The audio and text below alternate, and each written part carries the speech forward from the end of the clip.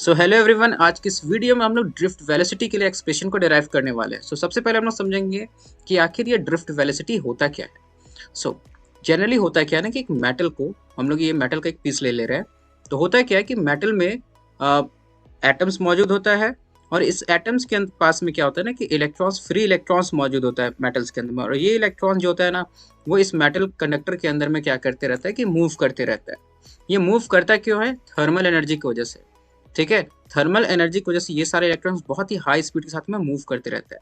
ठीक है, लेकिन होता क्या है ना कि ये सारा इलेक्ट्रॉन्स, क्योंकि यहाँ पे एक कंडक्टर के अंदर में मिलियंस ऑफ इलेक्ट्रॉन्स होगा, तो ये सब इलेक्ट्रॉन्स ना कि रैंडम डायरेक्शंस में मूव करता है। और इस रैंडम डायरेक्शंस के मूव करने की वजह से क्या होता है ना कि इलेक्ट्रॉन्स का फ्लो किसी खास डायरेक्शन में, पर्टिकुलर डायरेक्शन में हो नहीं पाता है और करंट जो होता है वो फ्लो नहीं हो पाता है।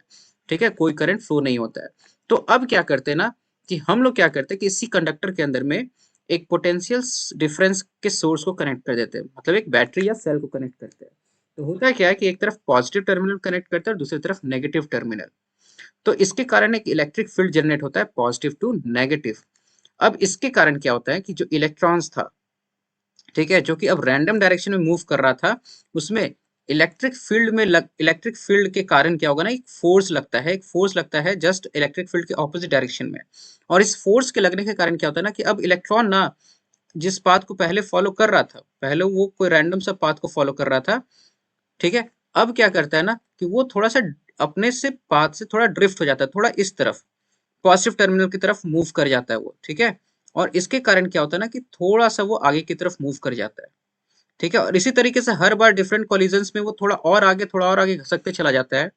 ठीक है, तो ये जो जिस वेलोसिटी से इलेक्ट्रॉन्स आगे की तरफ मूव कर रहा है, ठीक है, इलेक्ट्रॉन्स जो है वो जिस वेलोसिटी से वो आगे की तरफ घसक रहा है अपनी पोजीशन से, इसको हम लोग ड्रिफ्ट वेलोसिटी कहते हैं। ठीक है, तो ड्रिफ्ट वेलोसिटी मतलब एक्चुअल में इलेक्ट्रॉन किस वेलोसिटी से मूव कर रहा है ये नहीं है, किस वेलोसिटी के साथ वो पॉजिटिव टर्मिनल की तरफ मूव कर रहा है, घसक रहा है, इसको ड्रिफ्ट वेलोसिटी कहते हैं।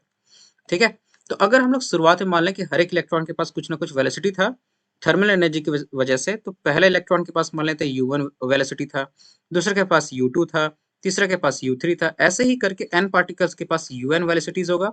तो इन सब का जो सम होगा और उसका एवरेज अगर हम लोग निकाल ले, तो जो एवरेज वेलोसिटी होगा ना इन सारे पार्टिकल्स का, इन सारे इलेक्ट्रॉन्स का, वो जीरो होगा, क्योंकि ये सब कोई रैंडम डायरेक्शन में मूव कर रहा होता है। और इस रैंडम डायरेक्शन में मूव करने की वजह से क्या होता है कि अगर कोई इलेक्ट्रॉन किसी डायरेक्शन में मूव कर रहा है, तो जस्ट वहां पे मिलियंस ऑफ इलेक्ट्रॉन में कोई ऐसा इलेक्ट्रॉन होगा जो क्या कर रहा होगा, जस्ट ऑपोजिट डायरेक्शन में मूव कर रहा होगा।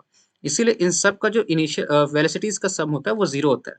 बट जब हम लोग यहाँ पर एक इलेक्ट्रिक फील्ड अप्लाई कर दिए, तो अब क्या होता है कि यहाँ पर एक फोर्स लगता है।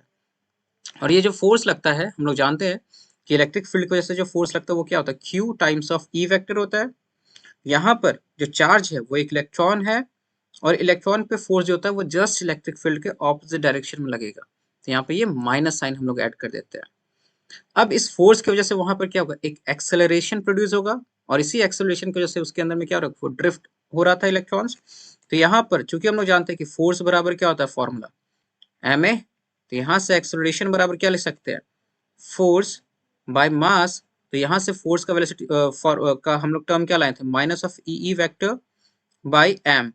तो यहाँ से जो एक्सेलरेशन आ गया हमारा, A vector is equal to minus of E vector by M आ गया। यहाँ तक सब कुछ क्लियर है। अब हम लोग क्या करना चाह रहे हैं, ठीक है, एक और टर्म हम लोग समझ लेते हैं। इलेक्ट्रॉन्स जब ना अंदर में एक पार्ट एटम के अंदर में, एटम सॉरी, एक कंडक्टर के अंदर में जब इलेक्ट्रॉन्स मूव करता है, तो वो कोलाइड करता है डिफरेंट पार्टिकल्स के साथ। जब वो कोलाइड करता है ना, तो कुछ टाइम गैप होता है। ये जो टाइम गैप्स होता है एक कोलिजन से दूसरे कोलिजन के बीच में, इसको हम लोग बोलते हैं रिलैक्सेशन टाइम। ठीक है, रिलैक्सेशन टाइम। अब ये जो रिलैक्सेशन टाइम होता है, कभी हम लोग देखेंगे T1 होगा, कभी T2 होगा।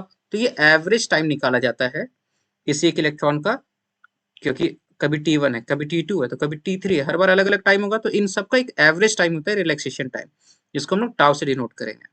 ठीक है, तो अब हम लोग क्या करते हैं कि एक इलेक्ट्रॉन मान लेते हैं कि जस्ट कोलाइड होकर के अभी मूव करना स्टार्ट किया है, तो उस समय उसका कुछ वेलोसिटी होगा जस्ट कोलिजन के थोड़ी देर बाद। ठीक है, वो वेलोसिटी हम लोग मान लेते हैं वो u वेलोसिटी है, u1 वेलोसिटी फर्स्ट पार्टिकल के लिए देख रहे, सिर्फ एक पार्टिकल के लिए। अब आफ्टर टाइम टाउ वो कुछ वेलोसिटी अटेन कर लेगा। तो यहाँ पर अगर हम लोग इस चीज का एक्सप्रेशन लिखे तो हम लोग जानते हैं v is equal to u plus a t होता है।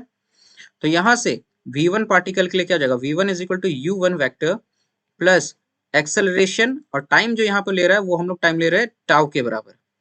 ठीक है, ये ले रहे हैं हम लोग। अब यहाँ पर अगर हम लोग सारे इलेक्ट्रॉन्स के लिए इसी चीज को मेजरमेंट करेंगे, ठीक है, तो यही हम लोग को ड्रिफ्ट वेलोसिटी दे देता है। ये ड्रिफ्ट वेलोसिटी क्या हो जाएगा, इन सब का sum v1 vector plus v2 vector plus dot dot dot dot vn vector by n average, sum average हम लोग कर रहे हैं इसका। ठीक है, तो यहाँ पर ये जो vd वेक्टर हो जाएगा, यहाँ पे v1 था वो क्या बन जाएगा, u1 vector plus a tau 1 plus u2 vector a tau 2, और इस तरीके से करते अगर हम मूव करते चले जाए तो ये हो जाएगा un vector plus a tau n vector, और बाई में यहाँ पर नंबर ऑफ जितना इलेक्ट्रॉन्स लिए थे बाई n।